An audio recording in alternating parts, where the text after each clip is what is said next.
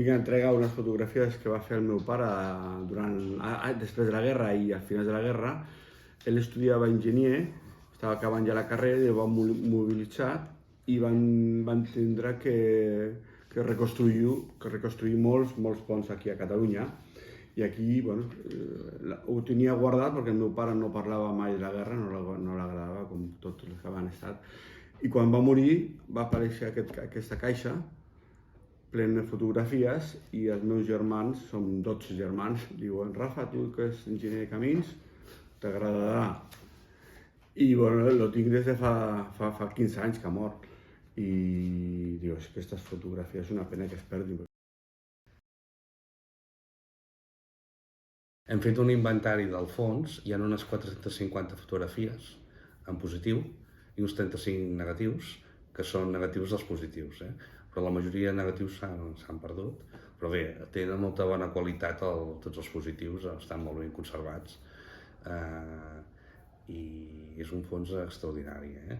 Hi ha ponts de gairebé la majoria de comarques de Catalunya, des del Pirineu al Baix Llobregat, per entendre'ns.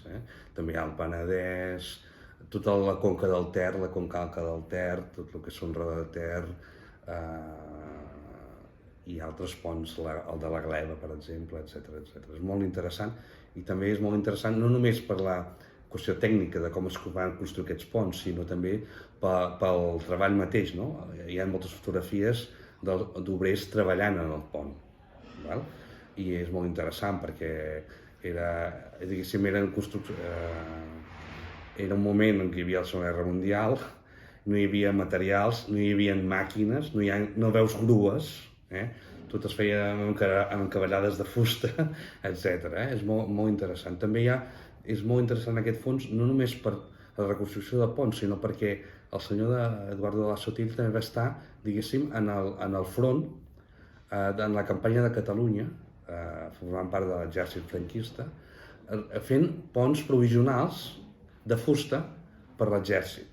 Per tant, hi ha tota una sèrie de ponts de fusta molt interessants, una arquitectura de fusta que és sensacional, per entendre'ns, i a més amb uns paratges que ens informen del front en aquell moment, a finals del 38 i a principis del 39, a la zona del Segre Mitjà, d'Artesa i tota aquesta zona fins a la Seu d'Urgell, tota aquesta zona.